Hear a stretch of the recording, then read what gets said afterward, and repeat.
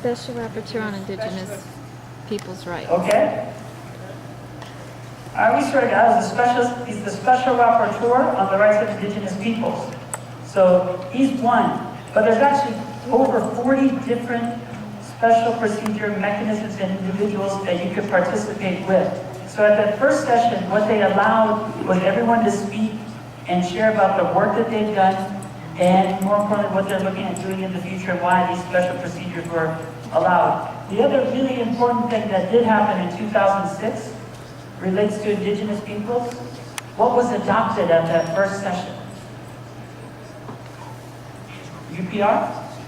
No, but it's a great procedure and I promise we'll talk about it. Related specifically to Indigenous people. Shahim Amin Kaham. Shahim Kaham. He's with the International Human Rights Council. What is that? Peace and justice. Okay. Yeah! No. But that's not the answer, but I appreciate that enthusiasm. That enthusiasm is very optimal at this point. That might be a sugar rush after lunch. But it is actually the Human Rights Council that we're discussing. The one thing that should be known by most Indigenous people is the UN Declaration on the Rights of Indigenous Peoples was adopted there. So that was an important step because it had been blocked in many ways at the commission, and at that first session, it also looked like they were doing things. So they adopted the Declaration on the Rights of Indigenous People. 2 countries voted against it, but I don't know if I'll go there because it could just be a long time. Oh, okay, Katie. No, not at this one. It wasn't 4, it was only 2. So at this one, there were only 2 because the U.S. wasn't a member of the first Human Rights Council because we had George Bush, who didn't know when the meeting was and how to participate. So that was that case that the U.S. didn't vote there against it. The other one that was very important was the Convention on Enforced Disappearances. This Convention on Enforced Disappearances was also adopted to honor the women of Argentina and what had happened there. So from 2006 until 2007, they just had negotiations between all the governments, but also civil society, to see how this UN Human Rights Council would look like, how it would exist. Many people said the reason they wanted to create a new body was so that it wouldn't be political. Which is kind of silly because it's going to be political because its members are all governments.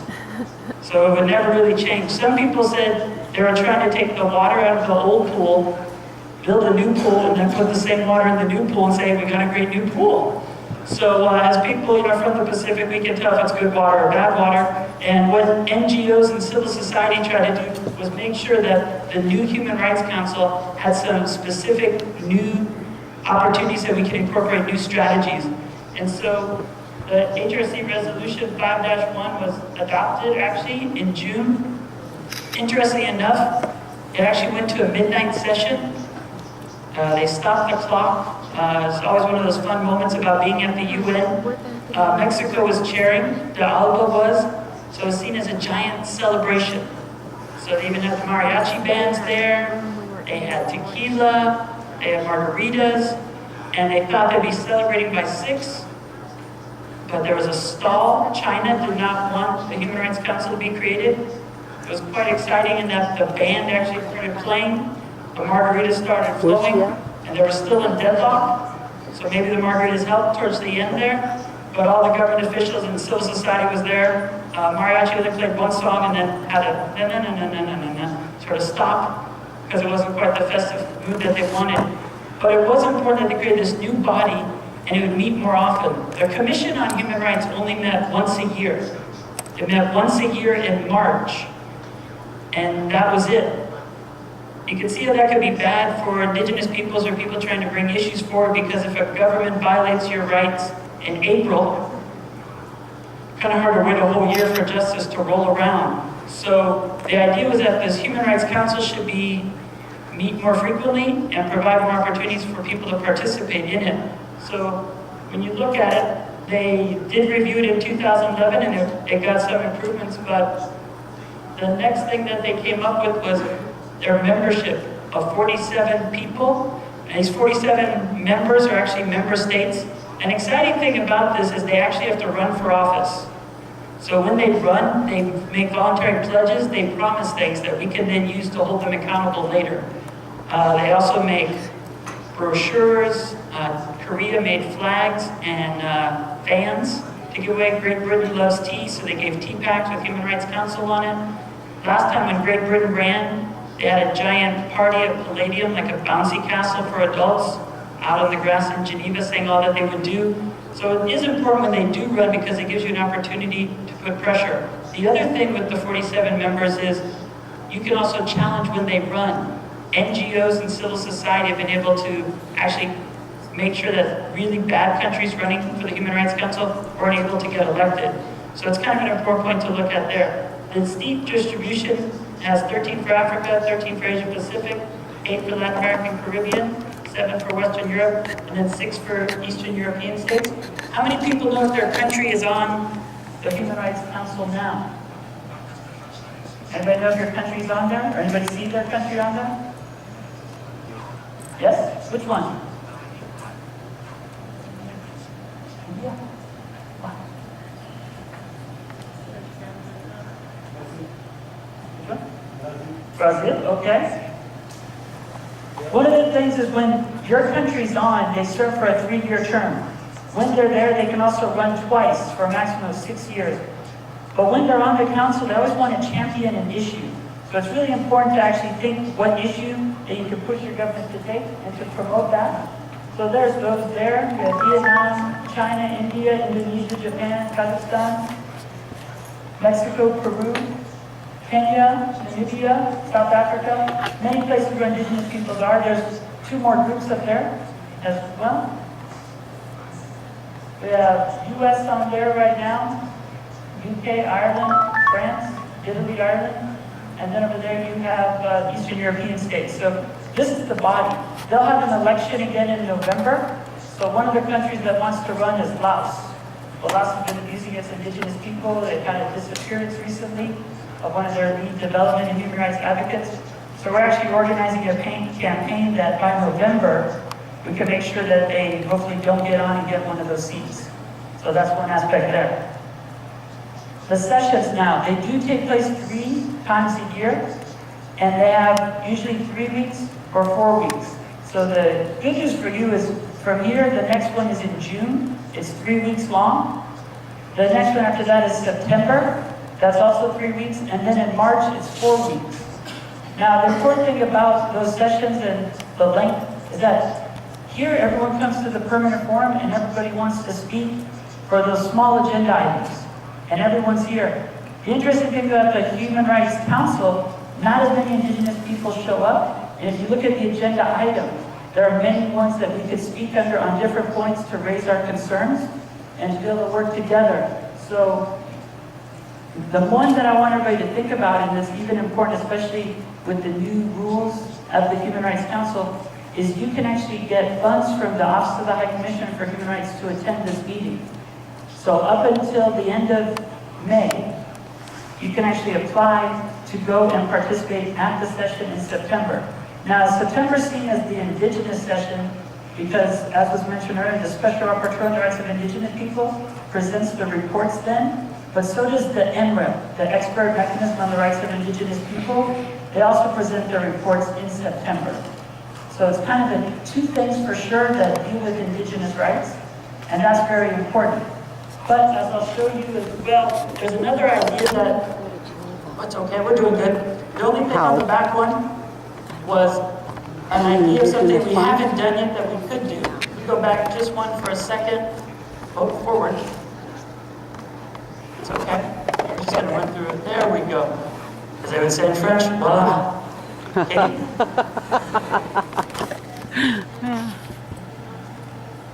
You don't have to, you can just get sponsored by another NGO. So I usually go with another NGO, and you can then participate and speak and do everything there. Yes? And when it first started, there was only 20, but many more indigenous nations and peoples got their status, so you could work with it that way. But that's a great point. The other thing that they do at the UN Human Rights Council that they only did twice in 60 years at the Commission are special sessions. So it hasn't been done yet for Indigenous people, but we're actually looking and brainstorming about, a grief situation and something bad happening that we can actually do a special session on the rights of Indigenous people in a specific country. Or the other thing is on themes.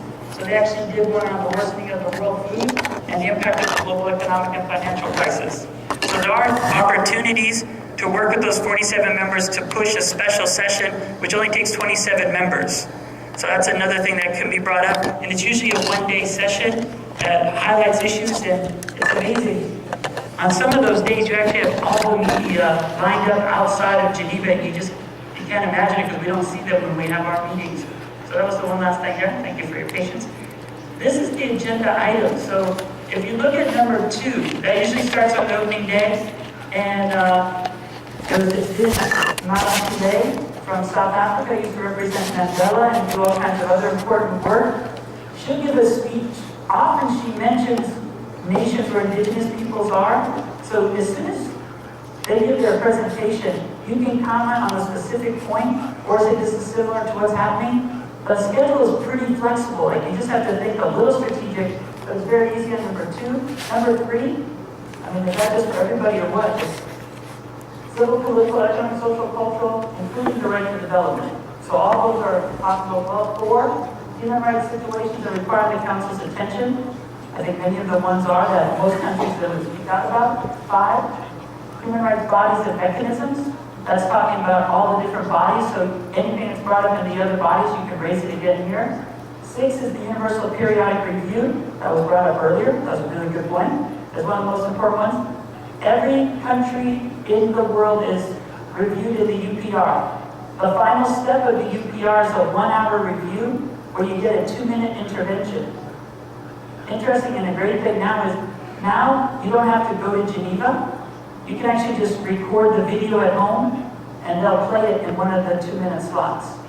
But right there, you get all this attention without having to go. Number 8 is the Vienna Declaration and Program of Action, really important. Vienna was crucial, that's huge. Where in Vienna, that of course was really the birth of the permanent forum, as well as the role of the High Commissioner of Human Rights. So anything that was raised in the Vienna Program of Action, the World Conference in 1993, is there. Number 9 is also absolutely crucial because it's the Durban Declaration and Program of Action, focusing on racism. So there's never enough Indigenous peoples here, and it's a really important point to speak.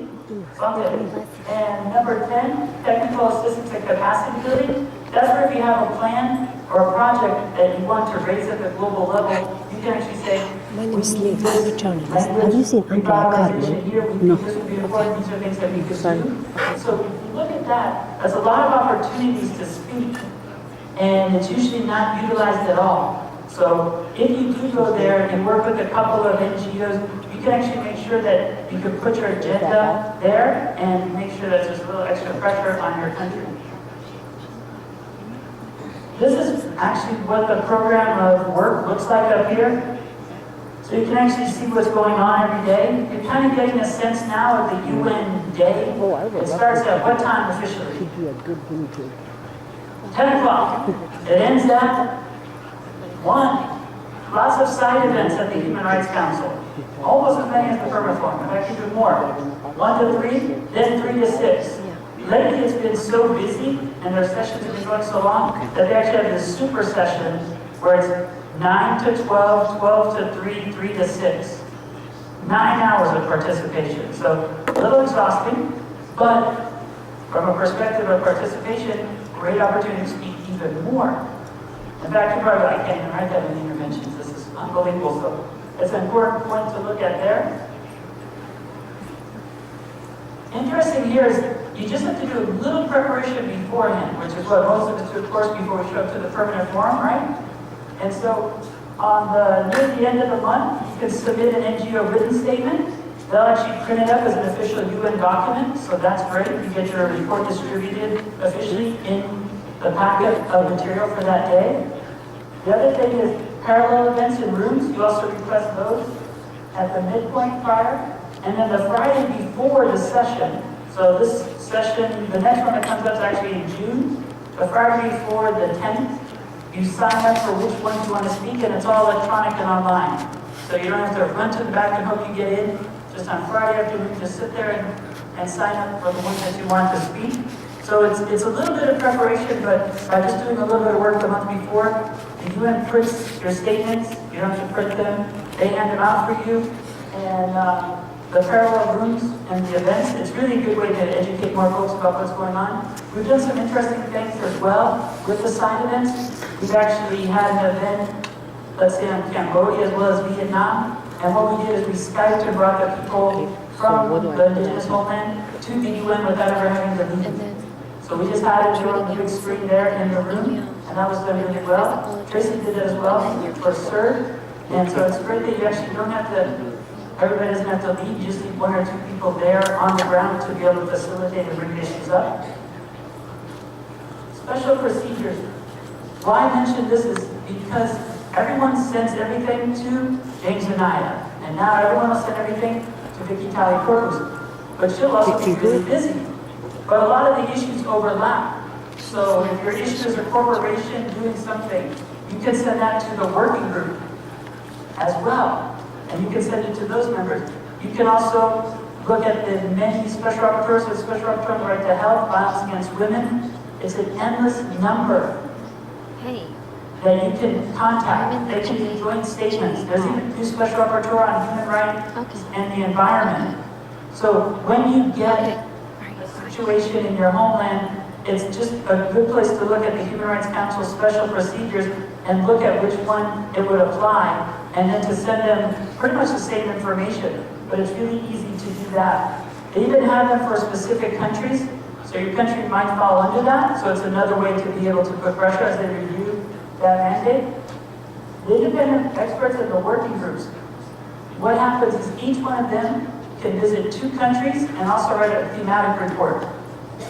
And so when the special rapporteur visits your country, it's a great way to follow up, to put extra pressure on your country, to adopt certain laws, to make certain changes that they haven't done in the past. They want to usually look good when the country is being reviewed. Usually the special rapporteur gets 10 minutes, then the country gets 5 minutes to reply, and then all the other countries in the Human Rights Council comment as well on your country. So it's really important.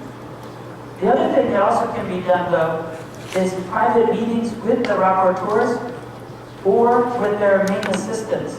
So at the last session in March, working with different indigenous nations, and an issue was freedom of religion. So we actually went to that session because that's when the special rapporteur on freedom of religion or beliefs was speaking, met with the person in person, talked with them about the issues, and then arranged side meetings because he's going to make a visit to Vietnam. If you work with these special rapporteurs before they go, you can help plan their schedule to make sure they visit the most sacred site or an area that you already know you're having a problem with the police or with the military to be able to put a little extra pressure on them. So for the visit of the special rapporteur to Vietnam, we're saying these are specific temples you need to see. This is a specific mountain that's being mined. These are certain people who've been arrested just for praying and practicing their own religion and spiritual beliefs. So it gives them a place to go and where to go, and allows you to make sure that their visit is worthwhile. Also, the Office of High Commissioner for Human Rights has 2 big buildings. One is Palais Wilson right on the lake, and the other one is Mota. But they have all the different people. They have certain people for each country, certain people for each region, certain people for each theme. So no matter what issue is going on at home, you can actually do so much extra work while you're there in Geneva during that time period and be able to put your issue on the agenda and actually be busy the entire time. Kind of like when you're here to go across the street and meet all the UN agencies, programs, and funds. Other opportunities, the panel discussions, the interactive dialogues, and the debates. They also have certain themes. It'll be children's theme, women's theme. They'll make new ones up. Last one was climate change. We'll have a day. And so you can actually speak on those agenda items as well and get up to 5 minutes to be able to share a specific latest situation and understanding. Universal periodic review is good in that every country is reviewed. One thing with the Universal Periodic Review that we could really look at is under the UPR, it's the UN Charter, the UDHR, anything your country's ratified, anything a UN agency has said, any visit of a special rapporteur, even international humanitarian law. But many countries also ask the question, how are you implementing the Declaration of Rights of Indigenous Peoples? Please give specific examples. Or how are you implementing, or will you ratify ILO 169? So there are specific countries as well that you can go to. Mexico, Kenya, Denmark, numerous countries always ask questions. If it's a women's rights issue, Norway. You go to Norway and you give them the best language, they'll read exactly what you wrote. So it's a really good opportunity to focus and to work on the UPR. And it's really important. There's 5 phases of the UPR, but really the consideration is when the 3.5-hour review takes place. That's probably the most important one to lead up to and be prepared for. There's also something that most people don't know about. It's called a complaint procedure. It used to be known as 1503, which to most people just means you're 3 minutes late for your meeting at 3 o'clock. But this special procedure, this new complaint procedure, allows individuals at any time to submit a complaint. It'll go through an initial screening, then there'll be a working group on communication situations as well, and then there's actually a decision. Most countries thought they could just ignore this, as they like to do. Recently Cameroon did that. They actually then got hauled into a special session and got reviewed when they didn't even know anything was going on. So this complaint procedure, we should utilize it more because it's not being utilized. So if anybody wants to work on that before you leave, it's another one and another way to be able to put pressure on, I see Katie right, maybe Australia, so to speak. And as you can see now with a lot of the work we do, it's not that you do this UN work and it gets you off track of what you're doing at home. These are just different levers that you can push on the government at different points and raise awareness to keep the pressure on. It's not that we just come to the permanent forum in May and then see them again next May. It's what can you do throughout the year to keep pressure on until they change, and more importantly, we can see real changes in the daily lives and conditions for people. The resolutions is another phase that you're like, I can't do more. This is insane. Every session they pass over 20 resolutions.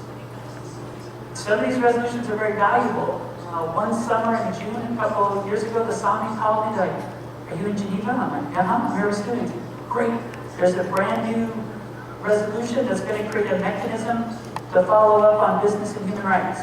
Make sure indigenous language gets in. So it's easy. You just go to a small meeting, listen to all the governments, you usually get a couple minutes at the end. And it was just after the Arab Spring, so Egypt actually even supported indigenous rights. And we're going to get indigenous peoples included there. They created a forum that some people have attended in early December, but also the working group. And that was just for one of those resolutions. But they passed over 20 resolutions looking at any and every issue under the sun that you could imagine. So the resolution process, they usually happen in the second and third week, but all you do is attend 1 or 2 short meetings, give them some language that they insert, and it actually goes right into the agenda, and it's also a good way to follow up. So the resolutions are great as well. Side events, another way to actually connect with other human rights movements around the world. It's a great way to have a side event planned. There they have more meals than I think in New York. Won't you say? More sandwiches if you get that on time. And it's very important to connect with different issues and themes there. We've been able to really do some cross-section and get people to coordinate. So that's a good picture just from yesterday. So that's not what it looks like. That's not a really good one for CDAW they did yesterday. And the subsidiary bodies. Now at this point, I'm tired, I think, of how many things are there what we can do. But these are the other mechanisms that can happen. The working group on universal periodic review happens for 2 weeks, 3 times a year. So that's an opportunity as well. The advisory committee, that replaced our subcommission on the promotion and protection of human rights, where indigenous peoples used to participate a lot. But that is like a think tank that writes reports, that you can bring certain issues. You can talk about the issue of water, dams, anything impacting indigenous people, you can bring it to the advisory committee. I kid you not, the first time I went there, I was giving my intervention, and I was like, ready to be done at 5, and they said, no, we like what you're saying, please go on. You had 15 minutes and not 15 minutes with the chair looking at you going, when are you going to be done? But 15 minutes, writing notes going, I'd like to know this about human rights education next. Because it was such a small meeting. So if you go to these meetings prepared, you can do that. Everybody knows about EMBER. Has anybody attended the expert mechanism on the rights of indigenous people in Geneva? 1, 2, okay. Wait, what he just It said? replaced the working group know about on it. I'm just indigenous telling you peoples. about it. And it meets for a week. It's July 7th or 6th through 10th this year. And it's mainly a think tank. It writes important reports. With those reports, though, they look at some of the important issues, and now there's been up to 5 to 6 that you can then put to your government and the Human Rights Council and go and say, how are you implementing these reports as they're good guidelines? Yes? I just have a question. When you have documents and you want to, let's say like grassroots people, they don't have the money to, let alone come here to. Well, can I use the mic just Oh. for translation?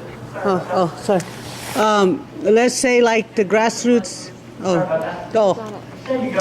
I speak Lakota. Sorry, I always have to throw a joke in there. Okay, for instance, those of us who have documents, like my friend Dave and I here, we brought 3,000 to 7,000 documents we'd like to present to the United Nations. And you're talking about Switzerland, but not everybody can go to Switzerland on the grassroots level. And I have documents from, like, you know, Montana has $500 billion of embezzlement. Pine Ridge Indian Reservation, $200 billion of embezzlement. Nevada has 1 death. And right now we have Wesley Glendick, who is an IGO member and a treaty holder and is currently sitting in jail where treaties are neglected. How would a person go about helping them from this point here? Yes. So with most of these things I said, you can do a lot in Geneva, but you don't have to go. You can actually just send email or write or call the UN with that information. The only thing I say is you just make sure when you call a special rapporteur about a specific situation, such as someone in prison, there's actually a special rapporteur that looks at those issues. You just look at what their mandate is and write the violation as it relates to the mandate. Because often people just send lots of documents, and sometimes in all capital letters. That's usually the sign that this is going to be a long document. You know, so you just make your document linked to the specific article or to the specific mandate and say why this is a violation and how it fits to their mandate, and then ask for action. And so sometimes they immediately write letters to the government demanding a response, because a lot of times that's the little extra part of the UN. You ask the government, but they don't answer. But when they get sometimes a letter from a couple different bodies, they're like, what's going on here in the Lakota land, and we need to do something about that. So it's an extra way to put pressure. The other aspect about embezzlement and money, there's multiple special rapporteurs focusing on finance. So you can actually share that with them and work with that, especially with corruption as well. And those are different ways that you can do that without going there at all. So honestly, I always do work with people with very little or no funds, and we've always done things preparing at home and then getting it to people who are also in Geneva at that time and dropping it off that way. But you can do a lot more through electronic and phone calls, and you don't have to go on the ground to Geneva and fly. It's coming. Once it turns red, we're all set. Once it turns green? Okay. Now it is. Okay. We got tired of putting it on we asked Tracy Tublu first of Washington, D.C. to come down to Pine Ridge, and his oath was he didn't work under treaties. We also sent a letter to Obama, and he never came and helped. So we got tired of, we asked the FBI, the CIA, and the BIA to also help, and nobody did. So after asking these people to help us, finally we just put it on Facebook and made it worldwide. And then we finally got into the United Nations, and now we're asking, but we don't just want to ask, we want to show you to, instead of talk about it, live up to your words. Perfect. I would say the next opportunity for you related to that is the Universal Periodic Review of the United States, and all the papers are due on September 15th. So you actually have time to work on that and move forward in that capacity. And that actually brings the U.S. officials out of Washington, D.C. That hasn't happened before. Will you be willing to do that with Dave and I and working on that for no money? I mean, we own the Black Hills, and I'm an original descendant of Wounded Knee, and we'd be willing to give you all the documents. But we want somebody to work with us, and we want the people to listen to what's going on. Yeah, I'm willing to assist, and there's other different indigenous peoples that have been here longer than I have, and I can show those to you as well and get the information ready to put it in the proper place. Another question? But there's lots of time for question afterwards. I want to grab Tracy and first Harris. Yes, I love the Lord, and this is my first time to join. And it's first time to talk with about 5 days here, but I never talk because my name is not called. Anyway, I am from the Philippines, and we live in the jungle, and we are most affected out in Mindanao, and because there is NPA and there's armed to the Philippines. So our leaders be killed, and that's why we are not, nobody will go to our place because they are afraid. That's why we are most isolated people. We call it geographically isolated, disadvantaged areas.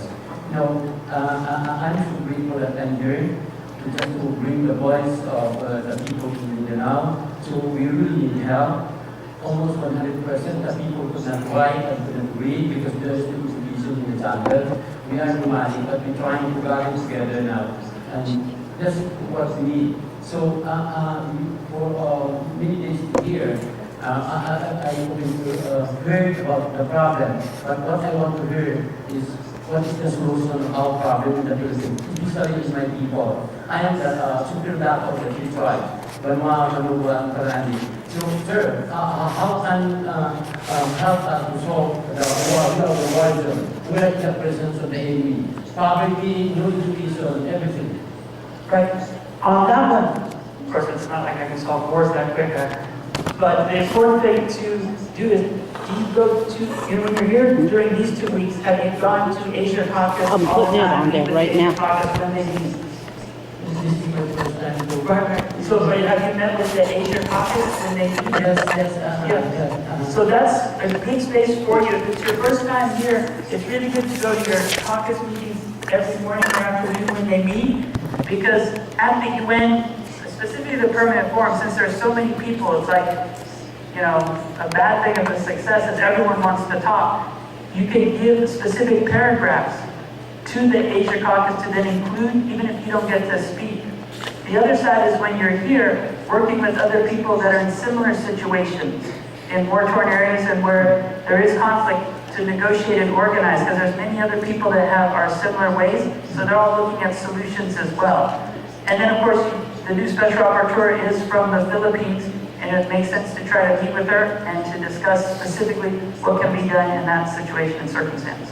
Yes, thank you, sir. No problem. If anybody here would like to talk to me, because I might be the one who died in the near future, because there's 89 killing the tribal people who would stand in their own time. So it's very, very hard. So I really help. Yes. No, that's perfect. The main reason to come here is actually, it's what everybody found out. If anybody saw the great film that was showed the other day by Joseph in 1977, is when you're in your community, you feel like you're the only one and don't know what can be done or how it can be done. And then you meet other indigenous peoples who have been in similar or even sometimes more severe situations and learn with one another and then organize. And the Permanent Forum is just like our annual meeting, but there's so many meetings that are created by meeting here that people organize and move from there. So I think it's good that you're reaching out that way to connect, and thank you for your brevity and your focus.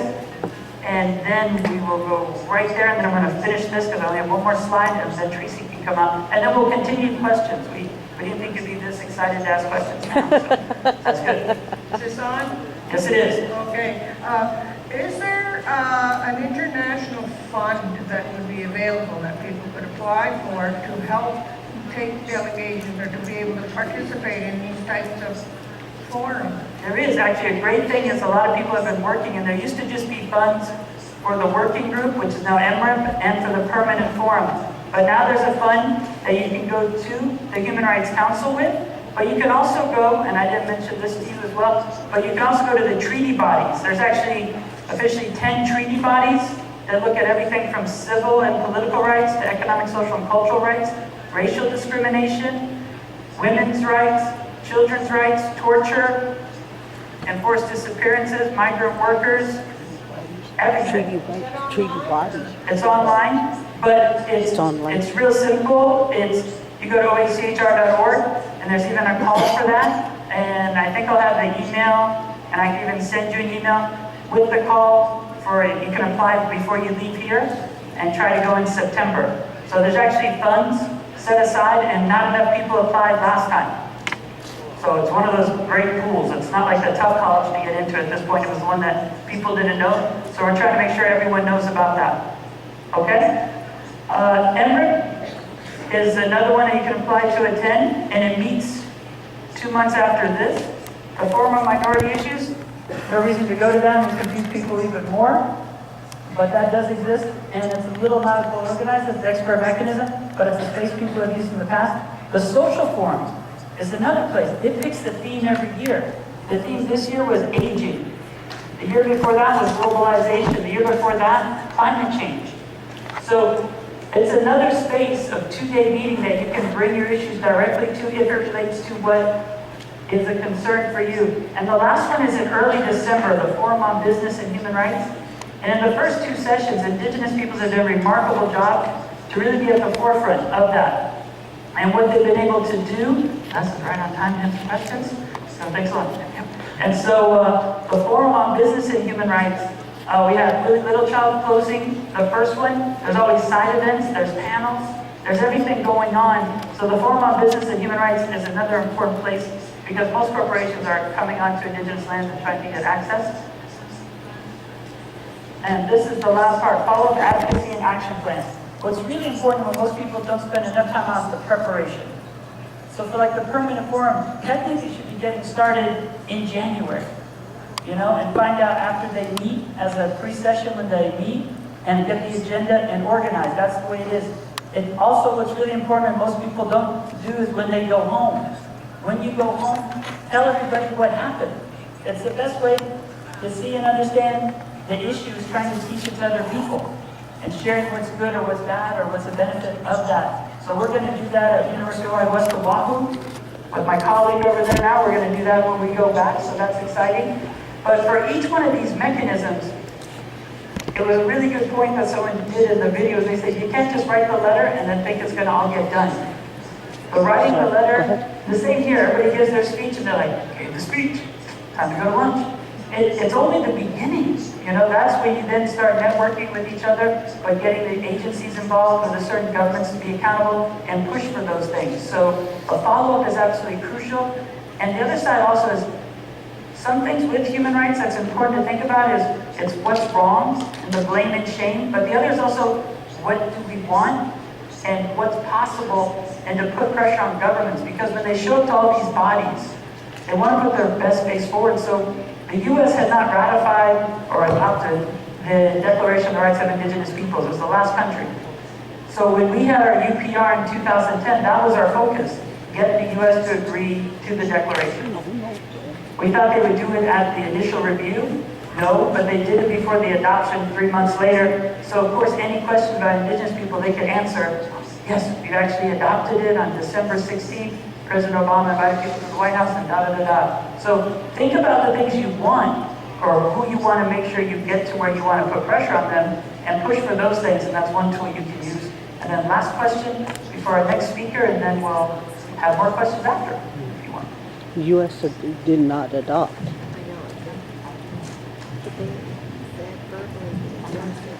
Okay, thank you.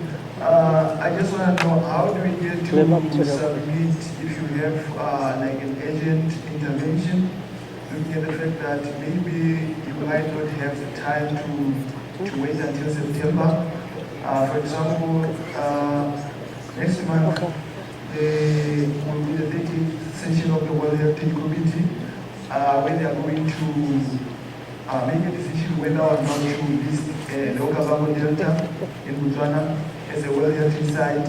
while the indigenous people there have been trying to get the dossier to be edited so that their cultural heritage component could be included. So two things. One, that's UNESCO, right? So I'd put pressure and go to UNESCO and send information to the office that's based in, UNESCO is based in Paris. The other thing you can do is you can send a letter, we can work on it before you leave here, to the new Special Rapporteur on Indigenous Peoples, if you want, or to, depending if it's a sacred, there's one on religious freedom, you can send it to them now. And then there's also, the good news is there's no end. You can also go to CERD, the Committee on the Elimination of All Forms of Racial Discrimination. They have an early warning urgent action. And you don't have to wait till September, you could go in June, which is next month. So it's something that when things happen, you should say, well, what can I do? Where can I go? It's kind of like what some of you did for lunch maybe, it's a buffet. You got to figure out what you're hungry for with justice and where to go, and then you go to the right table to get what you want. But there's a lot of options. So you kind of look at what's the best one and which ones work the best in the past. So this is we can definitely do or talk about right afterwards. When I hand the mic over to my colleague. I give the floor to Tracy Farrell to share with you some practical experience within the Human Rights Council.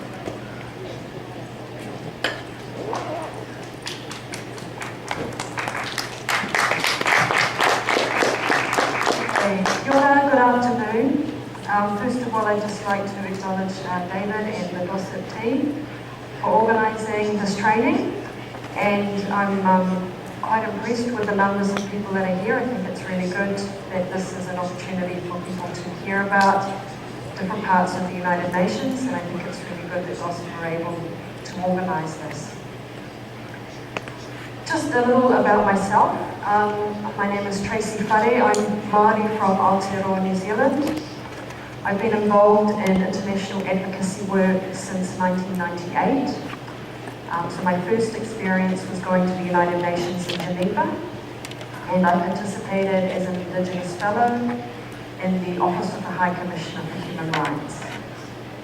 So I very much am grounded in the human rights component of the UN, and since that time I had continued to participate in fora such as the Permanent Forum, and continued advocacy work with other Indigenous peoples globally, but also with other Māori who attend this forum.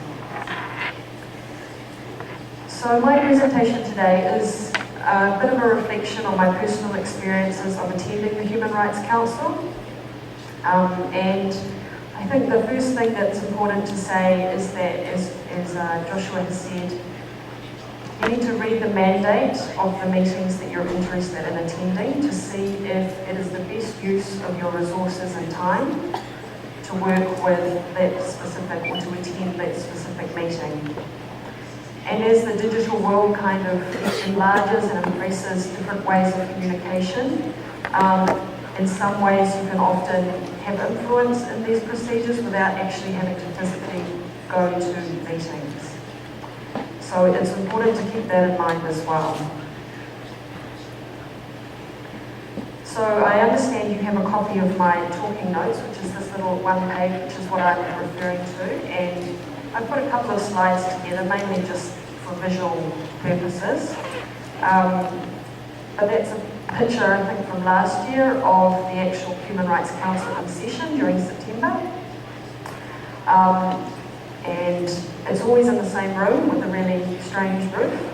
So it's the good thing about the UN is, you know, there are many meeting rooms. The Human Rights Council is always held in that meeting room with the roof that looks like it's falling down. So the September session of the Human Rights Council, as Joshua has said, meets in Geneva, always meets in Geneva for 3 weeks. And if you attend, in my mind, you should always be strategic. You need to think about the formal activities that will take place at that meeting, but also the informal activities. So the formal activities being the delivering of interventions on the floor, the meetings with states and bits and pieces. Those parts are important, but perhaps even more importantly are the other reasons you go, which may be lobbying, meeting and greeting, special procedures with the special rapporteurs, working with other Indigenous peoples on issues, meeting staff of the Office of the High Commissioner for Human Rights. So it's important to think, how do I best use my time that I'm there, given that it's always expensive to travel, and to marry those two things together. That is, participate formally in the meeting, but also take that opportunity to meet with other people and address other issues. So in September, when the Human Rights Council meets, there are 3 reports that are tabled, which Joshua has referred to, which relate specifically to Indigenous people's rights. And I've just cut and pasted the front page of the report. So this one is the United Nations High Commissioner for Human Rights on the Rights of Indigenous Peoples. So that's an annual report that the office presents to the Council to explain what they have done in the last year about implementing Indigenous people's rights. The next one is that the Special Rapporteur on the Rights of Indigenous Peoples also tables their annual report to the Human Rights Council. They may also table other reports, normally country reports. So for example, if the Special Rapporteur has visited your country, then they will table their report at this September session of the Human Rights Council. And the third report is the report of the Expert Mechanism on the Rights of Indigenous Peoples, or MRIP as we call it, remembering that the Human Rights Council is the parent body of MRIP, hence the reason they tabled their report at that session of the Council. So you've got 3 reports that are tabled, and the other component that takes place is that every year the governments draft 2 resolutions that relate specifically to Indigenous people's rights. So they draft a resolution on the mandate of the Special Rapporteur on the Rights of Indigenous Peoples, and they also draft and seek to and adopt a general resolution on Indigenous people's rights. Okay, so the Indigenous peoples that attend seek to influence the content of those 2 documents. The one on the Special Rapporteur is quite standard, but it's always important to check that what was adopted the year before is reflected and to ensure that there's no limitation on the mandate of the Special Rapporteur. And the general resolution can cover a number of things. For example, last year it had a reference to this meeting coming up in September, this high-level plenary meeting of the General Assembly to be known as the World Conference on Indigenous Peoples. So I attended last year to ensure that the resolution included language which was strong and supported the rights of Indigenous peoples to participate in this upcoming meeting.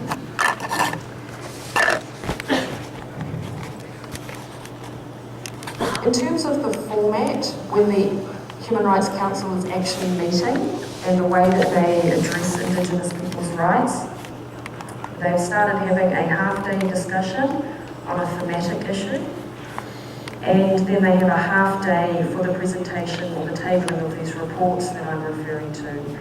So those 2 things may not take place on the same day, which is why Joshua said that it's important to be flexible as to your time when you're in Geneva. You shouldn't just assume, okay, Indigenous people's matters will be dealt with on Thursday and only plan to attend on Thursday. You need to be a little bit flexible about your time when you're in Geneva because they may change the order of work. So there's those 2 opportunities, and for the September session, those are the main reasons you would go.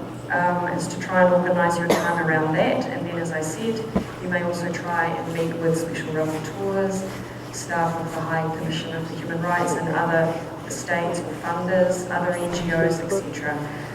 It's important to remember that The Human Rights Council is not like the Permanent Forum, in that there are many, many people who work for non-governmental organisations that are not Indigenous. So we're talking about non-governmental organisations that deal with a range of human rights issues. They're also present and they're also lobbying and trying to effect change on the issues that they come to Geneva for. So, as Joshua said, there are not a lot of Indigenous peoples that attend. So the caucus is much smaller, and therefore our presence is not so noticeable. But it's still an opportunity to work within the United Nations and particularly the Human Rights Council.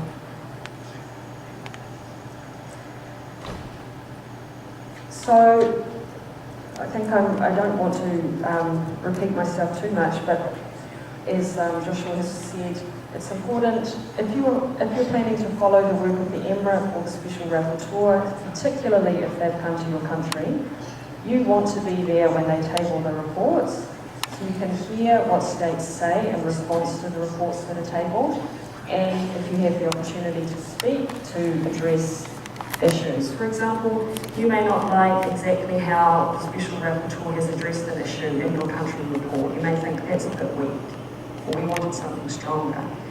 Then this is a good opportunity to say that, because the idea is that the Special Rapporteur is present, is formally tabling their report, and you can address that. So it's quite a powerful, it's not dialogue in the sense of two people talking, but it's that opportunity amongst, in a public forum, to have that engagement.